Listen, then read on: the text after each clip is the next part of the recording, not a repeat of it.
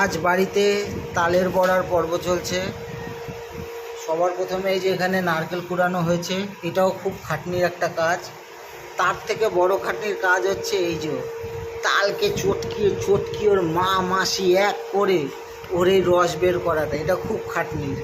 এবার কলা চটকানো হচ্ছে, কলা আরও রাখা আছে। সিঙ্গাপুরি কলাটা দিলে বেশ গন্ধটা ভালো হয় বড়াতে, তা পরিমাণ মতো দেওয়া হবে। এখানে 4টে কলা চটকানো হলো, 4টে না 5টা, আর যদি লাগে তো নেওয়া হবে। ও মা আবার এর মধ্যে একটু মৌরি দিল, মৌরিতে কি সেন্ট ভালো হয়। আচ্ছা ঠিক আছে। এবার দিচ্ছে সুজি, পরিমাণ মতো সুজি দেবে। আর কলা সবই লেগে গেছে, এই যে সব কলাই লেগে গেছে, ভেবেছিলাম কটা মনে হয় থাকবে, সবই লেগে গেল। এটা কি দিচ্ছ? নারকেল কোড়ানো।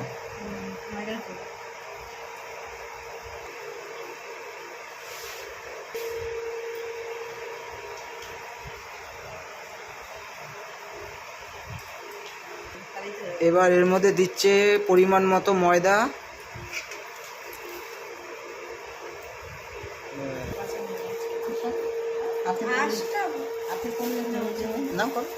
এইবার দেওয়া হচ্ছে চিনি, ব্যাস।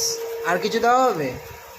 মানে বাঙালি সব খাবার হচ্ছে একদম জুতের খাবার। ও তারপর গরম গরম তেলে ভাজা হবে। এই যে গরম গরম বড়া ভাজা হচ্ছে, ও একদম রসগোল্লার মতো ফুলে গেছে। তো দেখতে পাচ্ছ বন্ধুরা, একদম নরম নরম গরম গরম তালের বড়া রেডি, একদম নরম।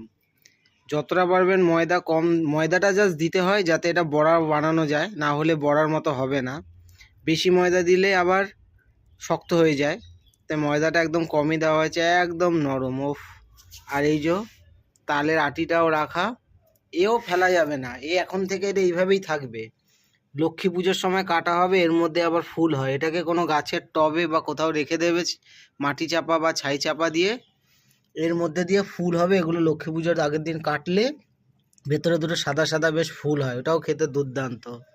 তো এবার আমি সব থেকে কষ্টকর কাজটা করি, যে একটা বড়া মুখে দিয়ে নিই। Tata, bye bye. হ্যালো বন্ধুরা, এবার তালের বড়া তৈরির সব থেকে কঠিন প্রক্রিয়াটা আমি করব, যেটা হচ্ছে একটা বড়া খাবো। উফ, দুর্দান্ত ভাই। পৃথিবীর সব খাবার একদিকে, তালের বড়া একদিকে, হেভি হেভি। শ্রাবণে আমাদের তাল খায় না, শ্রাবণ মাসে তাল খেলে নাকি 7খানা তাল খেতে হবে। তা তালের বড়া তৈরির প্রক্রিয়া যা দেখলাম, যা কষ্টের, যা খাটনির, দরকার নেই।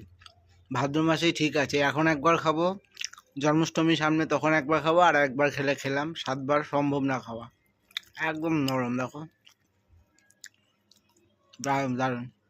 Tata, bye bye. তোমরা একবার বাড়িতে খেয়ে দেখো বানিয়ে, হেভি খাবার।